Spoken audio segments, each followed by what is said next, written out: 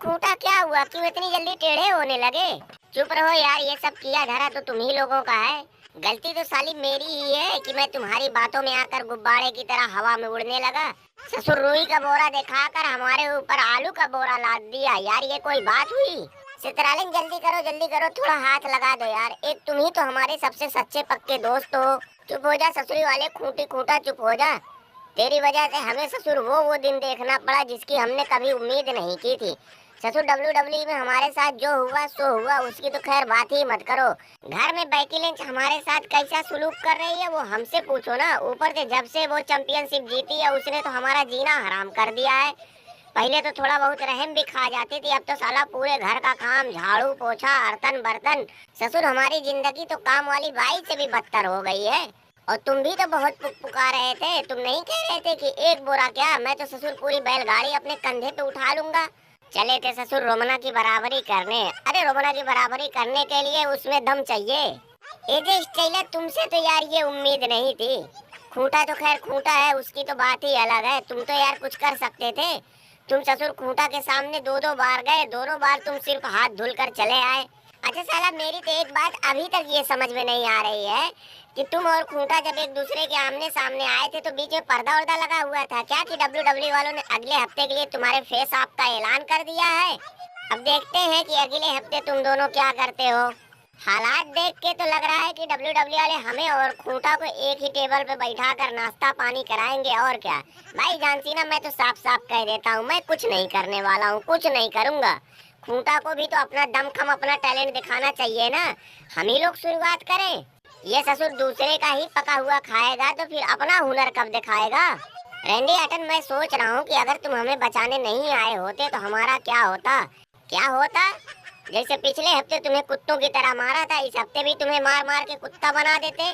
और केविन, और मैं तुम्हें दोस्त के नाते एक बात समझा रहा हूँ, कोई काम अगर बस की ना रहे तो फिर उसमें हाथ भी नहीं डालना चाहिए। शुक्र मनाओ कि हम मौके पे पहुंच गए।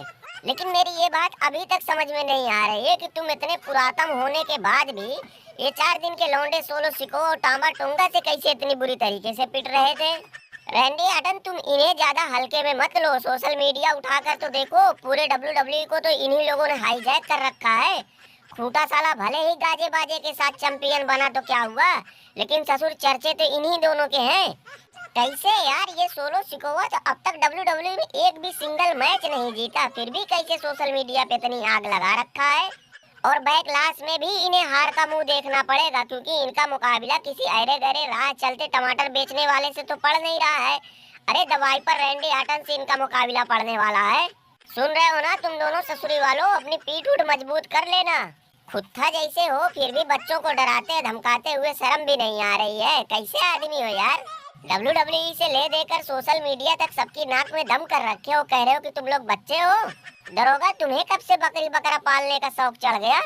रोमन रेंज, ये बकरा हमारा नहीं, टेढ़िया का है। जा रहा हूँ इसका इलाज करवाने, वो भी कसाई के पास। लेकिन दरोगा, इसने तुम्हारा क्या बिगाड़ा? टेढ़िया जब आएगा तब तुम उससे अपना हिसाब किताब चुकता करते रहना।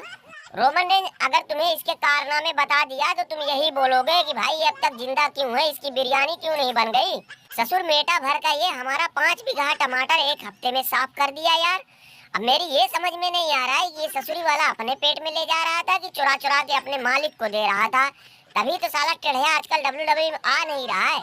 अगर आता भी है तो पहले चोरों की तरह छिप के इधर उधर से देखेगा, क्योंकि उसे तो पता है कि अगर हमारे हत्थे चढ़ गया तो फिर उसका क्या हाल होगा। गुत्थर, मैं तो सोच रहा था कि तुम मुझसे बहुत जलते हो, इसलिए मुझे आईसी चैंपियनशिप के लिए मौका ही नहीं मिला। मेरी जगह वो मौका सैमी ज़ेन को दे दिया गया। लेकिन तुम्हारी बातें सुनकर मेरा दिल भर आया। हकीकत में मुझसे तो पूछा ही नहीं गया। मेरे हिसाब से तो सबसे बड़े दावेदार तो तुम ही थे। अरे दरोगा, ये ब्रांड स्ट्रोमन क्यों मुंह बना के बैठा हुआ है? भैया, इन्होंने कल सोशल मीडिया पर एक फोटो डाला था। तुम्हें याद होगा कि किसी जमाने में सऊदी में ग्रेटेस्ट रॉयल रंबल नाम का एक शो हुआ था, वहाँ इन्होंने एक चैंपियनशिप जीती थी। तो इनके कहने का मतलब वही है कि हमें चैंपियनशिप देने का क्या फायदा कि जब हमें एक भी बार वो चैंपियनशिप डिफेंड करने का मौका नहीं दिया गया। चिड़ई, तुम भी कुछ बोलो यार। नहीं नहीं, अभी मैं कुछ नहीं बोलूंगा। दरोगा चला जाएगा तभी मैं कुछ बोलूंगा। रोमन ने ड्राफ्ट में तुम थे ही नहीं, सुना है कि तुमने अपना नाम वापस ले लिया था। मतलब तुम फ्री एजेंट हो, रिटर्न करने के बाद तुम्हारी जिस ब्रांड पे मर्जी होगी वहाँ चले जाओगे। लेकिन मेरे दिमाग में एक छोटा सा डाउट है कि जब तुम्हारा रिटर्न होगा तो स्मैकडाउन का जनरल मैनेजर निक एटलस और मंडे नाइट रॉ का जनरल मैनेजर एडम लीचर्ड दोनों चाहेंगे कि तुम उन्हीं के ब्रांड पे जाओ। और अगर इस बात को लेकर दोनों में कहा सुनी हो गई तो तुम क्या करोगे? तुम किस ब्रांड पे जाओगे? भाई मैं कुछ नहीं करूंगा, उसी वक्त एक मैच का ऐलान कर दूंगा, general manager versus general manager, और Roman Reigns on the line होगा। जो जीतेगा रोमन रेंज उसी के ब्रांड पे जाएगा। मतलब यार ये भी एक नई चीज हो जाएगी। यही वजह है ना कि जिसके भी सर पे हमने अपना हाथ रख दिया वो सीधे जमीन से आसमान पे पहुंच गया। WWE वालों ने तो हमारा कबाड़ा कर ही रखा है। लगता है कि अब हमें यहाँ भी मौका नहीं मिलेगा।